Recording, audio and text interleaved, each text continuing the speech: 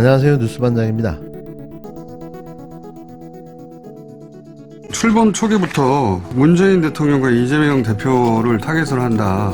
여러 가지가 그 빌드업이라고 계속 지속적으로 말씀드려왔는데 서해 공무원 피격 사건은 검찰이 월북 조작이라고 결론을 이미 냈어요. 그런 전제 하에서 그 결정을 누가 했느냐 이렇게 지금 빌드업을 하고 있거든요. 당연히 문재인 대통령이 타겟이 되는 겁니다. 그리고 지금 이야기되는 쌍방울 이런 이야기는 이화영 전 경기평화부지사와 쌍방울 그리고 북한과의 관계성 얘기하는 건데 이거 관련해서 이재명 대표 관련성이 없다고도 이미 발표를 했는데도 불구하고 계속해서 이재명 대표를 거론하지 않습니까? 문재인 전 대통령 경우는 법정에 세우기가 상당히 어려울 거라고 봅니다. 저는. 그런데 이재명 대표의 목표는 제가 보기에는 이쪽 용어로 꼬린 구속이라고 봅니다. 야당 현직 대표를 설마 영장을 청구하겠느냐? 제가 이때까지 쭉 관찰해온 검찰이라면 영장 청구 반드시 합니다. 저는 한다고 봅니다. 그리고 영장 실질 심사를 아마 판사를 잘 골라서 하겠죠. 그래서 영장 청구하고 영장 발부시키는 작전을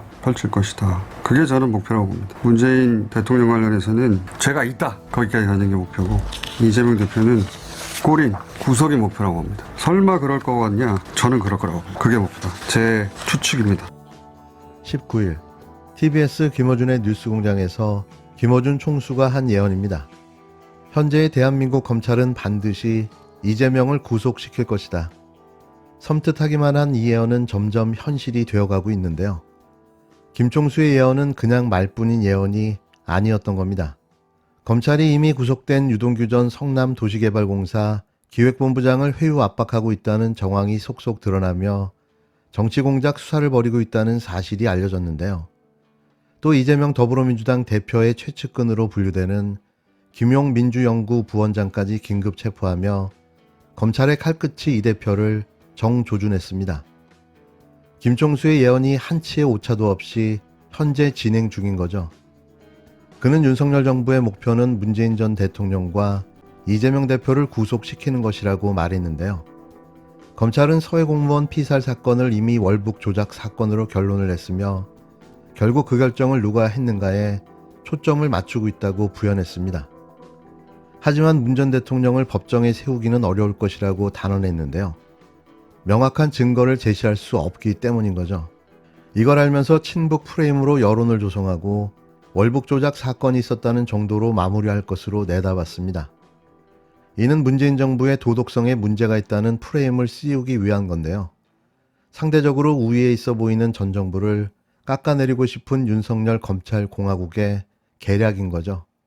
반면 이재명 대표는 여러 사건에 대해 관련성이 없다는 것이 증명되고 있음에도 불구하고 주변인을 별건 수사로 계속 압박하고 구속시키며 가짜 허위뉴스를 무한 생산 배포해 여론을 왜곡할 것이라고 내다봤는데요. 이재명 대표에 대한 목표는 꼬린시키는 것, 즉 구속이라고 강조했습니다. 설마 야당 대표를 구속하겠냐고 하겠지만 내가 이제껏 관찰해본 검찰이라면 반드시 구속영장을 청구할 것이다. 영장 실질 심사를 판사를 잘 골라서 영장 청구를 하고 발부시키는 작업을 할 것이다. 이재명 대표는 야당 대표인데 설마 하겠지만 나는 그렇다고 본다고 단언했습니다. 그의 기우가 그냥 걱정과 우려였으면 하는데요. 하지만 돌아가는 상황을 보면 그렇게 흘러가는 듯합니다. 이재명 대표가 국회의원에 출마를 안 했다면 어쩔 뻔했을까요? 지금 생각해도 소름이 돋는데요. 무지막지한 정치검찰들, 전 정부의 정통성 죽이기, 그리고 정적 죽이기는 계속되고 있습니다. 유일한 방법은 윤 대통령의 탄핵만이 답이 되지 않을까 싶은데요. 이미 이건 그가 당선되면서부터 예견된 수순일지도 모릅니다. 윤석열 정부에서는 이런 일도 벌어집니다. 문재인 전 대통령 부부를 모욕한 극우 유튜버 안정권, 그가 자신의 구속이 매우 부당하다며 보석 신청을 했는데요. 어떻게 됐을까요? 아직 결정은 안 났지만 전 보석된다고 봅니다. 이 정부에서는 가능한 일이니 말이죠. 또 그는 김건희 씨와 얼마나 막역한 사이였습니까? 그의 누나는 청와대에서 일하기까지 했었는데요. 이쯤 되면 증거인멸의 우려도 도주의 우려도 없기 때문에 보석이 가능하겠죠. 문재인 전 대통령 부부를 모욕한 혐의 등으로 기소된 극우 유튜버 안정권이 변호인을 통해 보석을 신청했습니다. 19일 인천지법 형사 13부 호성호 부장판사의 심리로 열린 첫 재판에서 안 씨의 변호인은 표현행위로 인한 인신구속은 매우 부당하다면서 검찰의 선거위반 잣대는 일반 국민에게는 매우 가혹하고 정치인에게는 단 한 번도 가혹한 잣대를 들이댄 적이 없다고 말했는데요. 안 씨는 지난 5월 12일부터 같은 달 30일까지 경남 양산시 평산마을 사저 인근에서 7차례 집회를 열어 확성기를 이용해 48차례 욕설을 하는 등 문 전 대통령 부부를 모욕한 혐의로 구속 기소됐습니다. 그는 시위 과정을 유튜브로 생중계하면서 지지자들로부터 후원을 받아 많은 수익을 올리기도 했는데요.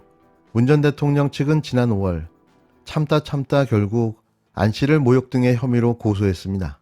안 씨는 지난 9월 말부터 올해 3월까지 제20대 대통령 선거 당시 후보자인 이재명 더불어민주당 대표를 비방하는 방송을 13차례나 한 혐의도 받고 있는데요. 안 씨는 지난 2020년 8월부터 올해 4월까지 정보통신망 이용 촉진과 정보보호 등에 관한 법률 위반상 명예훼손이나 모욕 등의 혐의로 15차례 기소됐습니다. 이건 상습범인 거죠. 그는 지난 5월 윤석열 대통령 취임식에 특별 초청된 바 있는데요. 안 씨의 누나는 대통령실 행정요원으로 근무하다가 논란이 일자 지난 7월 사표를 제출했습니다. 제가 분명히 말씀드립니다. 안정권은 보속된다에 500원을 걸겠다고 말이죠. 끝으로 말로만 농민 타령을 하며 양곡법 개정안을 반대하고 나선 국힘당의 방해 저지 작전을 물리치고 민주당이 양곡법 개정안을 통과시켰습니다. 과잉 생산된 쌀을 정부가 의무적으로 매입하도록 하는 양곡관리법 개정안이 민주당 주도의 국회 농림축산식품해양수산위원회를 통과했는데요. 19일 국회에서 열린 농해수위 전체 회의에서 양곡관리법 개정안을 소속 의원 10명의 거수 찬성으로 단독 의결했습니다. 참 잘하셨습니다. 이러라고 국회 180석을 밀어준 거죠. 잘한 겁니다. 자, 모두 자리에 앉아주시기 바랍니다. 네, 자리에 앉아주시기 바랍니다. 때문에 일단 앉으셔서 얘기를 합시다. 자, 회의를 진행하도록 하겠습니다. 이제 앉으세요. 자, 의원님들 앉으셔가지고 발언을 하십시오. 여기서 지금 하시는 말씀을 모두 하십시오.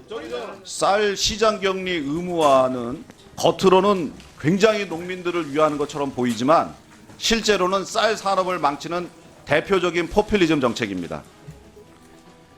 민주당 양곡관리법 개정안의 문제점을 말씀드리겠습니다.